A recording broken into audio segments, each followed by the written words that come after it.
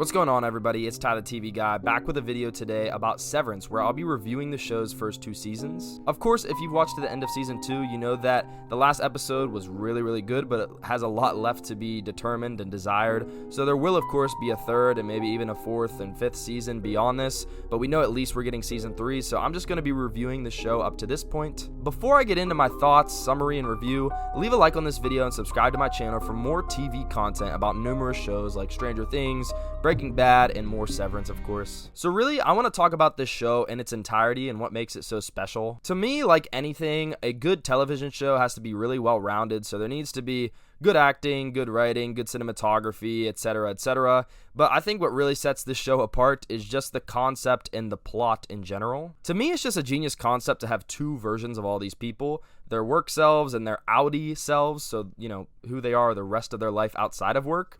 And, you know, to me, this really is brilliant in so many ways. One of the things I love about it is how these people get pitted against the other version of themselves. You know, several characters like Mark, Helly, Dylan, they're all completely different at work than they are at home. It puts strain on their relationships. It puts strain on everything, really, and resentment grows of the other version of themselves, especially of the innies toward the outies, because many of these characters' innies start to feel like the outies just sent them there to, you know, slave away and work this life, and then when the outie wants something, you know, it only affects the innie in a negative way, so the innies basically feel like, you created me, you chose to create me, and now you're trying to harm me in this way. So the innies start to kind of get really upset about all this and kind of have this uprising. So the concept is awesome and inherently interesting just because of, you know, the fact that these employees are severed and completely different in and out of work.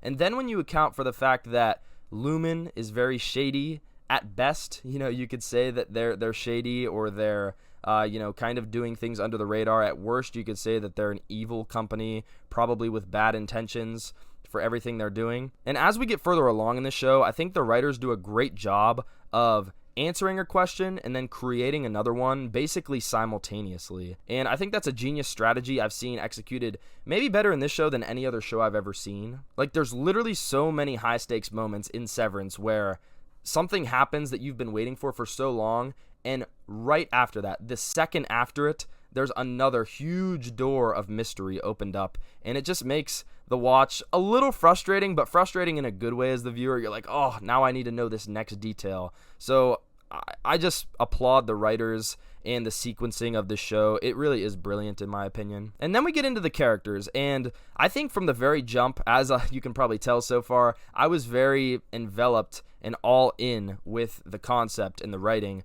But I do think that the characters took a while for me to catch on to and to really enjoy, you know, what was going on with them and be interested in them specifically. But I've definitely grown interest in Mark and his relationship with his sister Devin and their dynamic. I've also grown to like Bert and Dylan more over time. Dylan was kind of actually always lovable, but I think he's become more interesting, especially in the 2nd season of the show. And then, of course, you get so much opened up to about Helly at the season 1 finale and then into season 2, how she's kind of like the heir apparent to the company almost, it seems. You know, that kind of seems like what we get revealed to us in season 2. She's an Egan, and she's like one of the most powerful people when it comes to Lumen. And in relation to these characters, I once again commend the sequencing, because who I thought these characters were at the very start of the show, by the end of season 1 even, but especially by the end of season 2, they're just a completely different person than I could have ever imagined, and that's just masterful character development in my opinion. Like, the way Helly was introduced on that table in the first episode, and if you would have ever told me she was behind this whole thing, in a way, my mind would have been absolutely blown. Just like if you told me early on in the show that Mark would end up kind of ditching his wife at the end of season 2, spoiler alert, I kind of already said it, but kind of ditching his wife at the end of season 2. He saves her, then ditches her. Like I said, they answer one thing, they give you conclusion on one thing, and then they open up another problem right after. Something I think they do so well with the writing of the show. If you would have told me he goes from the guy he was early in the show, who was so upset about the loss of his wife that he had to, you know, take this job at Lumen to get his mind off it, to walking away from that at a point. Now, I know that's his innie, and his outie never would have walked away from her at that point. That was like his whole life's mission at this point, to get her. But still, it's just so complex.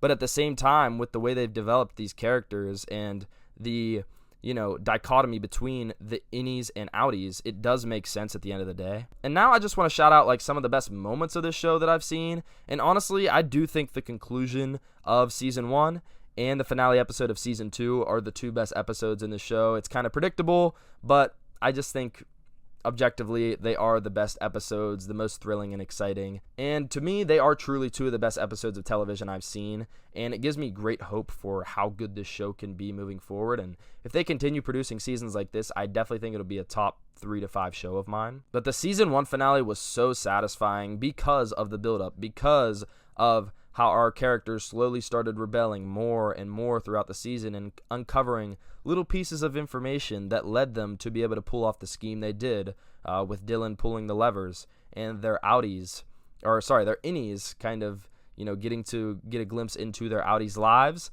and then the uncovering of Miss Cobell and the shady scenario surrounding what's going on with Lumen with Mark's innie around his sister at that house party was an awesome scene and just one of the best things I've ever seen on television, at least in my recent watching history. I absolutely loved it, and when he screamed, "She's alive," it gave me chills. And I will say, the way that led into season 2 for me was a bit disappointing, but I know they can't just, give us everything right away. The "she's alive" revelation didn't directly lead to him going to find her and search for her right away. Obviously, by the end of season 2, we get to that point. And you have to spread that type of stuff out to make it feel earned and make it feel like a big deal once the time does come for the viewer. But yeah, season 1 finale was absolutely awesome. Also, because it was kind of the first glimpse we got into Helly's lore, if you will, and who she really is behind the scenes, which is an Egan and a person that is probably very corrupt and involved in whatever scheme Lumen is cooking up, which we still don't really know the specifics or extent of that. And then the season 2 finale, my oh my, this was really good, and I was hoping for what almost was the result the whole episode, like every fan was, that he would reunite with his wife, which he did, get her out of Lumen, which he basically did, but he didn't leave with her because it was still his innie.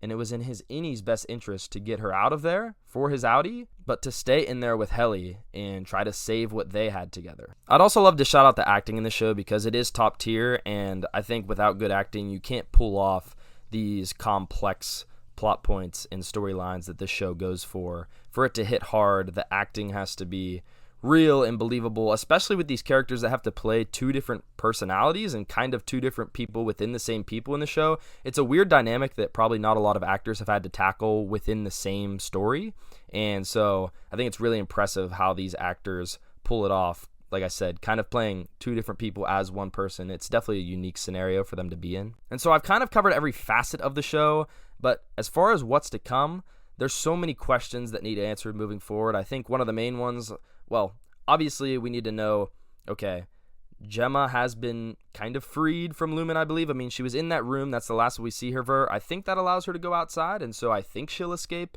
I don't know if that's for certain, but if she does, okay, what's going to happen now? Is she just going to be like, all right, and accepting of Mark's outie? Is she going to be like, yeah, everything's cool?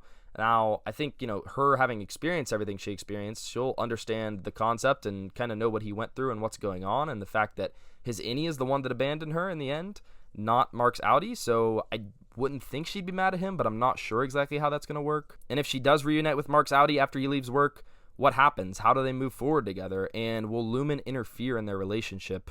I'm sure the answer to that is probably going to be yes. I just don't know how Lumen could let her kind of be back out in the public either, so that will be an interesting question, because I think the public perception on what happened to her is that she died in that car accident. Of course, that's what Mark and all of her loved ones thought, so I'm not sure how they'll handle that. So the Gemma and Mark dynamic takes up a lot of the questions I have for season 3, but one of the main ones also still has to be, what is Lumen ultimately trying to do with all of this? Obviously, we found out what they were trying to do with these specific experiments, and we understand that Mark was working on something on his computer that specifically related to the rooms Gemma was testing out and going into and doing random tasks. But what is that building toward? What is the company's mission? What do they make? What do they foster? What do they create?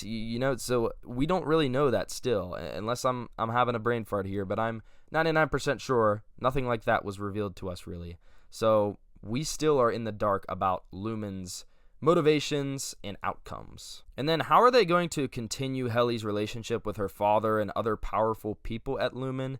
Is she going to continue being the Innie version of herself, or are they going to kind of take that out? Because I feel like her Innie has done nothing but damage to the company, as she's been complicit in many acts with Mark that have damaged probably the reputation of the company a little bit and hurt them in some of their goals. And at this point, I really just don't even see the idea of keeping her around as an Innie, and why her dad or anyone involved in the upper operations would want her to go into work. Overall, I would give the first 2 seasons of Severance like a 9.2 out of 10, so I think really highly of it, and like I said earlier, I think on this trajectory it's becoming one of my favorite shows. But of course, it has to keep continuing to be interesting and really high quality. But that's all I got for this video today. It was kind of just a broad overview and, kind of explaining the show and some of my thoughts and feelings toward the characters, the plot, the concept, everything like that. But let me know what you guys have thought of Severance through 2 seasons and how you think it will continue to age. I plan on making a top 5 or 10 character list and creating a list of some of my favorite moments through the first 2 seasons, so stay tuned for those videos. Like I said earlier, subscribe to my channel for more content, and I'll see you guys later. Peace out.